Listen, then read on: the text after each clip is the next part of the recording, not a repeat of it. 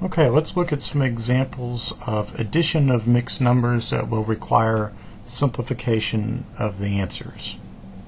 So our first problem is going to be 5 3/4 plus 2 7/8.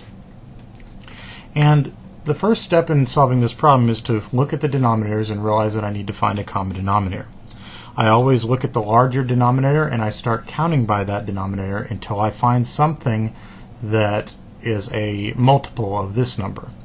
So I'm going to start counting by 8 and stop when I get something that's a multiple of 4. Well, in this case, I really don't have to go very far because 8 is already a multiple of 4. So I can simply leave this fraction alone and change this one to have a new denominator of 8s. So I'm going to ask myself, how many times does 4 go into 8? It goes in twice. And what I'm doing right here is I'm multiplying by 1 whole. And when I multiply 3/4 by 1 whole, I'm still getting 3/4. I'm just going to have that new denominator of 8. So 3 times 2 gives me 6/8. So now I'm ready to add my fractions, 6/8 and 7/8, which is 13/8. And when I add my whole numbers, I get 5 plus 2 is 7. So I have 7 and 13/8. But this is a problem because this is an improper fraction, and we also have a mixed number there. So what we're going to do is we're going to change this improper fraction to a mixed number.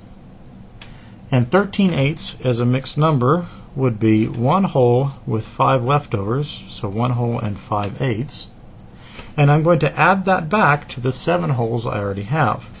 And the reason that I did that is because I really had 7 wholes plus 13/8 right here.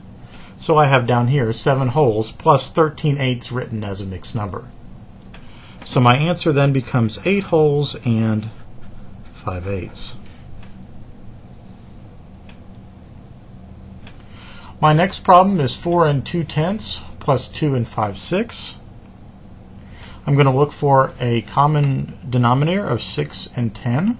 So I'm going to look at the 10 and I'm going to start counting by 10s and stop when something that's a multiple of 6. So 10, 20, 30. 30 is a multiple of 6. So that's going to be my new denominator.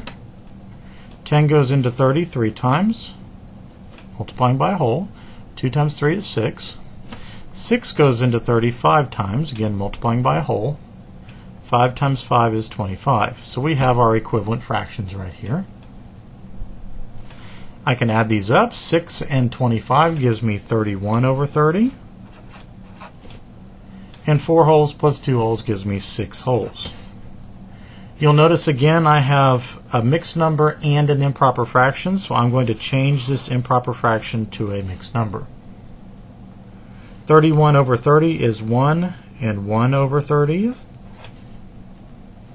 And I'm going to add that back to the 6 wholes I already have.